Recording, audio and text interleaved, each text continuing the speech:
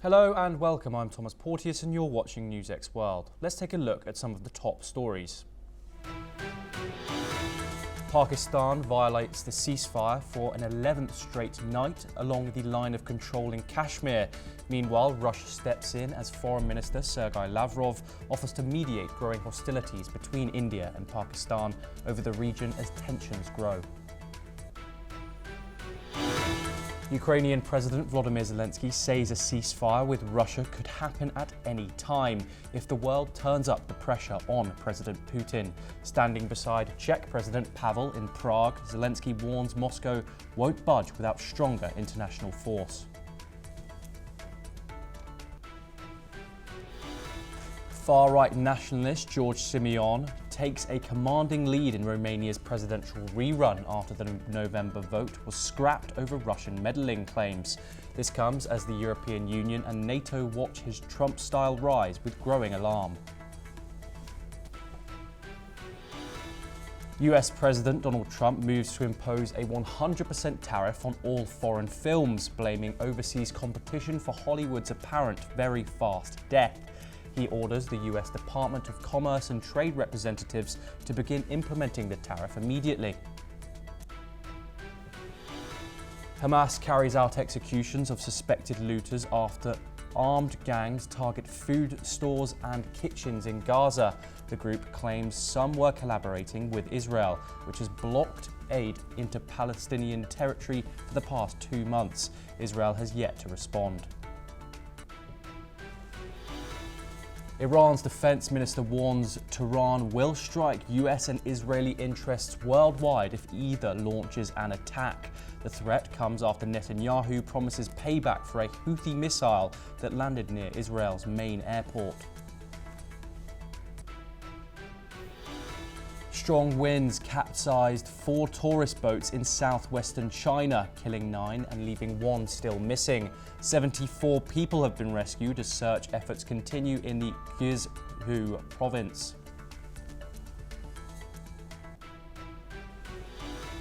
13 miners kidnapped by a criminal gang are found dead inside a mine in northern Peru. They were held hostage for days after trying to confront illegal miners competing for control of the gold-rich site.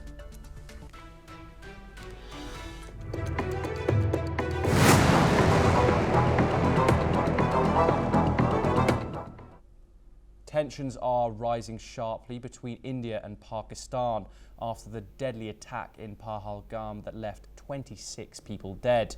Indian Defence Minister Rajnath Singh pledged a strong response, saying it is his responsibility to ensure that those who attack India are dealt with decisively. India's Air Force Chief, Air Chief Marshal A.P. Singh, met with Prime Minister Narendra Modi to brief him on the military's readiness as the government considers its response.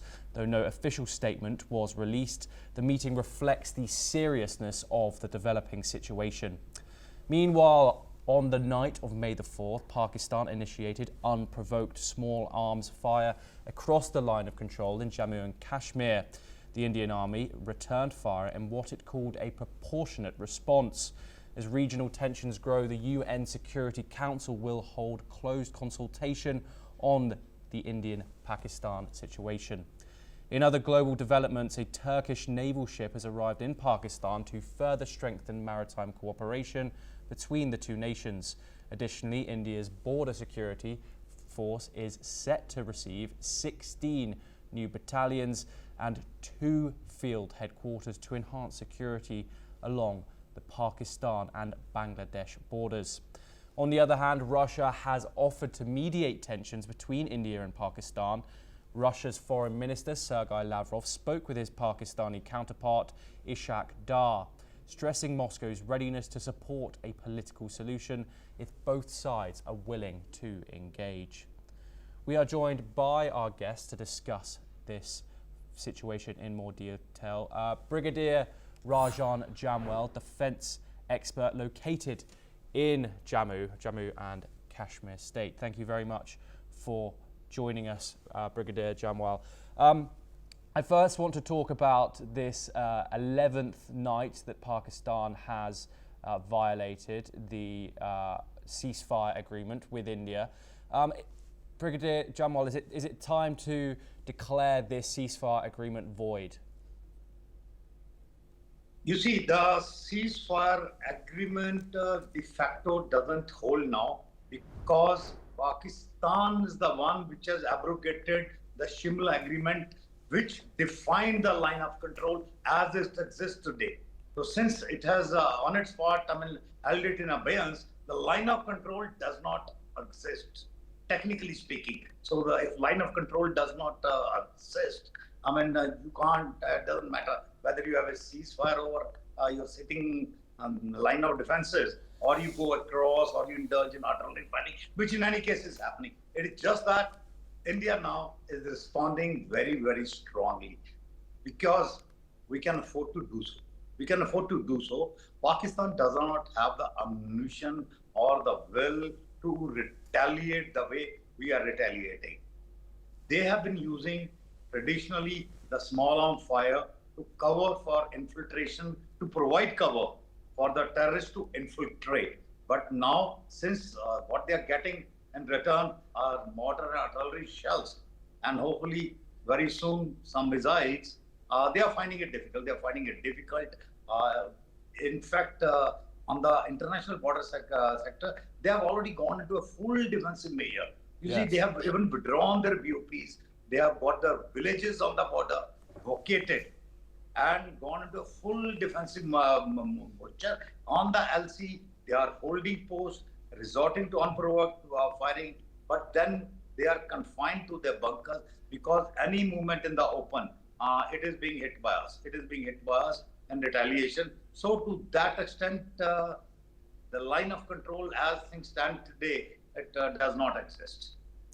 Brigadier Jamwal, what have you thought of the Modi government's response so far? It's obviously it's creeping up to 2 weeks now since the terrorist attack that happened in Jammu and Kashmir on tourists that killed 26 people. What have you thought of the Modi government's response to the terrorist attack? You see, the immediate response was absolutely economic, diplomatic, and partly military. The Indus Water Treaty abrogation or held in abeyance, that is what has rattled them the most and likely to hit them economically in a way. They are totally rattled about it, plus stoppage of all commerce, even through third country routes, and then the diplomatic and the line of control of this thing. All this was immediate. What Pakistan is now fearing is the intermediate response. Now you have started seeing intermediate response in terms of further economic sanctions, further diplomatic moves, and what they fear most in the intermediate is the kinetic action we are going to take. Right now, the situation of ambiguity happens to be in our favor, simply because it is keeping Pakistan on the tenterhooks. It is forcing it to expend its ammunition. There's a total dearth of it. Whatever little they had, they sold it for some money to Ukraine. Now, difficult for them to overnight produce that much. Secondly, we are forcing them to deplete their petroleum reserves. You see, the constant flying of the CAPs, that is the combat air patrols, movement of forces from their toward the eastern sector from the 12 Corps and all, that is from the Balochistan and northwest frontier province, move into against India. All these movements, they cost quite a bit, which Pakistan can ill afford. And like their previous chief, General Bajwa himself said, we have got only FOL, that is a fuel, oil and lubricants to fight a war for 2 days. And since he made that statement, I'm sure they haven't discovered any new oil wells. So the situation remains the same. And if out of that, they at least deplete half of it only in that the ambiguity position we have put in them. We have told them, yes, we're going to hit you back. We're going to hit you back. But when, where, how is the question. So the ambiguity about this is keeping them totally on the interroga and is working on favor. And given the right time, we'll select the target. And I'm sure by now the targets would have been selected, whether they are military, whether they are terrorist launch pads, terrorist headquarters, quasi-military, that means some military, some this thing, or the airfields, or their nuclear water storage sites, or I mean, the list of targets is endless. They would have been prioritized, the weapon systems would have been assigned, and the time would wait. Yes, and I wanted to talk about the international response now, particularly offers to mediate. We've had a Russian offer to mediate the tensions now. We've had Iran previously. What are your thoughts on these countries offering to neutralize these tensions and bring both parties of Pakistan and India to the table? You see, I mean, we are beyond the stage of mediation or talks or any kind of this thing, because we have said very clear, the perpetrators of this, I mean, who did this 22nd of April, that include the people who have planned it, which means the ISI, which means the Pakistan army. They would be brought to justice. Now, there is no way, no mediator can force Pakistan to give up on that, because that Pakistan would be there signing like their own death warrant. And therefore, the talk of mediation all are useless. In any case, most of the countries offering, I mean, they cannot mediate, get mediation for their own affairs. So offering mediation to India, I mean, is something different. And end of the day, we have to be prepared to fight on our own might. The world always comes with the victor. The world always comes with the victor. In any case, I mean, the situation we are today, the world cannot afford to go against us. Even the Islamic bloc, I mean, is not actually supporting Pakistan. Even China is making only some noises left and right, but it is not holding Pakistan's hand very strongly.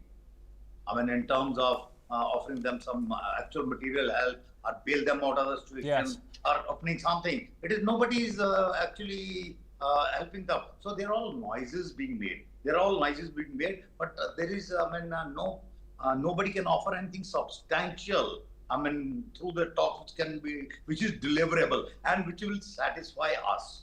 Which will satisfy us. This is not the first time it has happened. It has happened a number of times, right from Mumbai, before that, so many times. Yes. Attack on our parliament. This is the time when enough is enough. The nation has decided enough is enough. And Brigadier, I just wanted to fit one last question in as we're running out of time.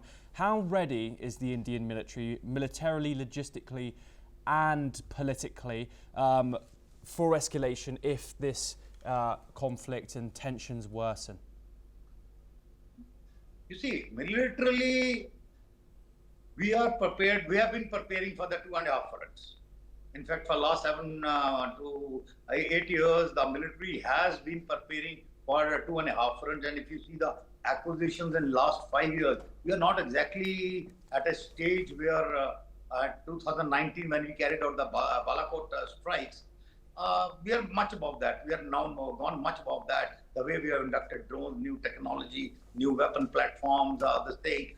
And more importantly, we have the reserve. We have the reserve stocks. You see, when two countries go to war, it is not only ammunition. It is a lot of things. When you say logistics, it is your fuel. We have got our actually 60 days is right now the war storage stock held with Indian Oil. They are keeping it separate. 60 days of war fighting. Similarly, Food Corporation of India is holding more than 60 days of Russian stock. People have to eat during war. You can't be asking. Everything is catered for. So we are prepared for the long haul. We are prepared for the long haul. The Chinese learnt it the hard way. We are prepared for the long haul. It is the question of Pakistan is not prepared for the long haul. They are, in fact, not prepared for days, 3-4 days. That is about all the holding capacity we have. Yes, Brigadier. We have to do nothing. Brigadier Jamwal, I do apologise, I have to interrupt. We have run out of time. Thank you very much for joining us. We now move over to the Middle East, where tensions are surging in the region after Yemen's Iran-backed Houthis launched a missile that landed near Israel's Ben Gurion International Airport, briefly halting air traffic and triggering panic among passengers. The missile impact sent a plume of smoke rising near the country's busiest airport and set off raid sirens across central Israel. In response, Israeli Prime Minister Benjamin Netanyahu has vowed multiple retaliatory strikes, declaring this is not a one and done. there will be blows. He confirmed coordination with the United States in dealing with the Houthi threat. Let's take a listen in to Netanyahu's statement. Very strong action against them, and we always remember that they act with their patron Iran's direction and support. We will do what we need to do to take care of our security, to respond effectively, and to give Iran a due warning that this cannot continue. Meanwhile, in Yemen, the Houthis accused the US of carrying out at least 10 airstrikes in and around the capital of Sana'a, including 2 on Arabin Street and 1 near the airport road. According to the Houthi-run health ministry, 14 people were killed in the Sarwan area. Following the missile attack, several US and European airlines have suspended flights to and from Israel, just months after services had resumed under a fragile ceasefire with Hamas. And we are joined by Dr. Punsara Amarasinghe, Koltawala Defence University, located in Colombo, Sri Lanka. Thank you very much for joining us, Dr. Amarasinghe. We obviously see missiles launched from the Houthis towards Israel on a regular basis. This one is different, however. It seems to have gotten through Israel's defense systems. What does this Houthi missile landing near the Ben Gurion airport signal about the group's growing regional reach and intent? I think Israel was quite accustomed to the attacks coming from the Houthis for past 1.5 years. It was not something strange, but this was an exception, as this was the very first time the Houthi missiles could penetrate the Ben Gurion airport, even though it did not create a huge damage or the loss of lives. But the economic impact, the impact of the fear that it created by the Houthi attack was something shocking, and it can create a paranoia in the Israeli psyche. So first and foremost, we must understand that if you put Houthis and Israel on a scale, in terms of the technology, in terms of the economy, and in terms of the international support, Israel is head of the curve. But in what context, how can Houthis give such a severe headache for the Israelis and the Americans? That is no more than a wonderful example of usage of asymmetric warfare, right? So Houthis have adopted the asymmetrical warfare by draining billions of dollars of Israelis and the Americans. You can quite clearly see that Israel has a defense system, something like the Iron Dome. They completely rely on the high technological equipment supported by the Americans and the manufactured within Israel, but still they are coping with the Houthis, who have manufactured quite basic, elementary, the missiles and the munitions. So it's a very bizarre scenario. This conflict erupted by the Houthis is likely to continue. It might even pave the path for the further escalation in the days to come. Yes, and Dr. Amarasinghe, you touched on it briefly there, but what are the military capabilities of the Houthis? Obviously, they've been striking ships in the Red Sea. That's what these US strikes are in regard to. But what are the groups that are obviously Iran-backed military capabilities in comparison to Israel and the United States? It was exactly in 2014 the deceased Iranian General Soleimani, openly supported the Houthis under the doctrine of the Islamic Republic of Iran. Under the Quad forces, Soleimani described Houthis as a great partners for the future. So Iranians aptly used Houthis for the proxy war, and it continued even after the assassination of Soleimani. And if you ask about the military capabilities possessed by the Houthis, it is a question beyond doubt that they have been supported by Tehran. The Tehran has been given them missiles, the rocket launchers, and the very basic missiles. But now the defense analysts have clearly indicated that the Houthis themselves are capable of manufacturing the very short-scale missiles within Yemen, right? So they spend few thousands of dollars, if not few $100s, to manufacture very rudimentary, very small weapons, right? And in retaliations, Israelis and Americans are spending billions of dollars. So it's a kind of an economic war. So you will realize in the long run who would be the real loser. And when it comes to the military capabilities, the Houthis are being known as the Iranian octopus, right? So they are being trained logistically and they are being given the fullest military technical assistance by the Iranian regime. So it is going to be a tremendous threat for the security architecture in the Middle East. Yes, and finally, Dr. Amara Singh, Netanyahu has said multiple times that Israel's biggest threat comes from the three H's, that is Hezbollah, Hamas and the Houthis.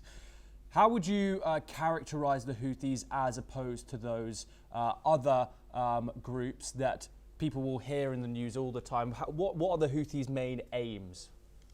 Well, fundamentally, if you look at the ideological position of the Houthis, they are differentiated from the Hamas because unlike Hamas, Houthis do not penetrate into Israel physically. They rather choose different techniques. They're simply breaking the sea, the command of chain in the Red Sea by giving a tremendous threat for the Israelis and rest of the world.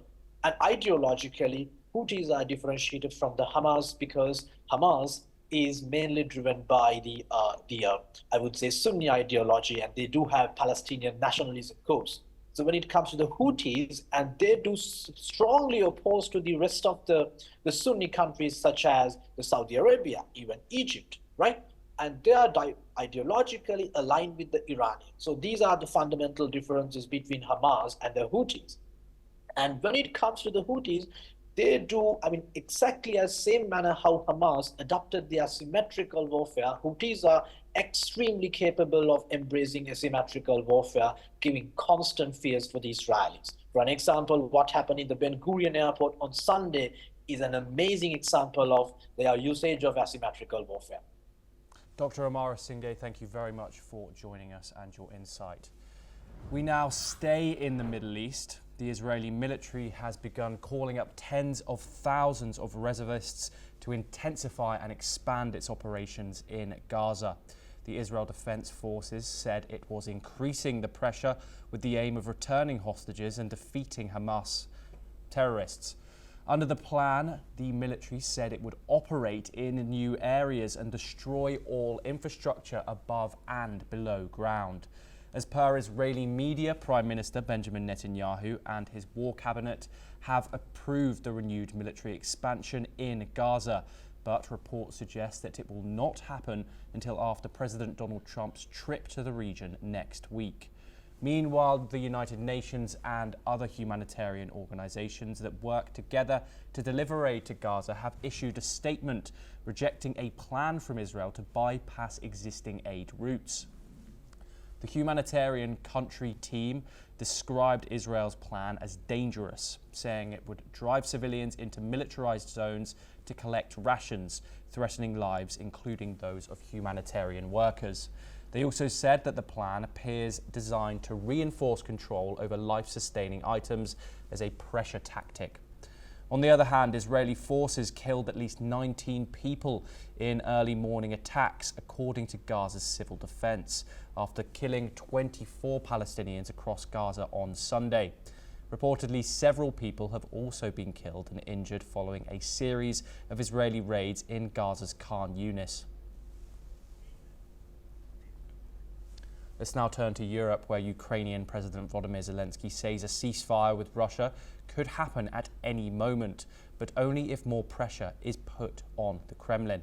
Speaking in Prague alongside the Czech President Petr Pavel, Zelensky urged Ukraine's allies to push harder for peace. He warned that without stronger international pressure, Russian President Vladimir Putin would have no real reason to take steps towards ending the war. Here's what the Ukrainian president had to say.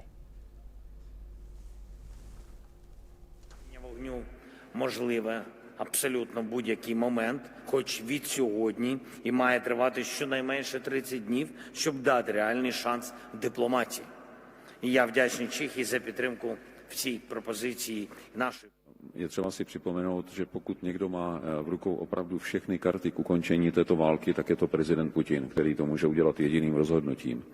Ale zatím žádnou takovou skutečnou vůli neprojevil.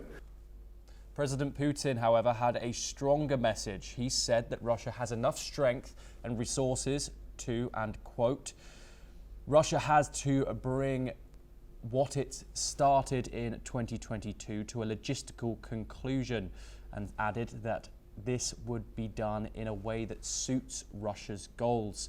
Putin also said he hoped there would be no need to use nuclear weapons. Meanwhile, back in Ukraine, at least 11 people, including 2 children, were injured in a Russian drone attack on Kiev overnight. The attacks come just as Russia declared a symbolic 3-day ceasefire from May the 8th to May the 10th. And there's been more action near the border. Ukrainian forces struck an electrical equipment plant in Russia's Bryansk region. According to local officials, workshops and administrative buildings were destroyed, but no casualties were reported. The conflict remains highly volatile as the Russian Defense Forces say they've intercepted 4 drones headed towards Moscow. This comes just days before foreign dignitaries are expected in the capital for a military parade in Red Square. Let's now move over to the United States, where President Donald Trump announced a bold move to revive the movie industry, imposing a 100% tariff on foreign films. He claims the US film sector is dying a very fast death, citing incentives offered by other countries as a major factor. Trump says this move is a national security concern and vows to prioritize films made in America. The Commerce Department is set to begin the process of implementing the tariff. Meanwhile, Trump also emphasized his focus on securing a fair trade deal with China, despite ongoing trade tensions. Trump indicated that US officials are negotiating with several countries, including China, aiming for better trade terms. He reiterated that China wants to make a deal and said that the US is not losing money due to the trade standoff. However, he added that some trade tariffs could be set in the coming weeks. We stay in the same region, where the US president has directed the Federal Bureau of Prisons to rebuild and reopen the notorious Alcatraz prison in San Francisco Bay to house the nation's most dangerous criminals. Trump posted on Truth Social saying the decision comes as part of a push to restore law and order, emphasizing that in the past, America did not hesitate to lock up its most violent offenders in remote locations. Alcatraz, once home to infamous criminals like Al Capone, closed in 1963 due to its high operating costs, being nearly 3 times more expensive to run than other federal prisons. Trump's proposal has sparked controversy, with critics like former House Speaker Nancy Pelosi dismissing it as a publicity stunt. Despite its closure, Alcatraz remains a popular tourist attraction. Well, that's all we have time for. We will continue to bring you more news updates from around the world.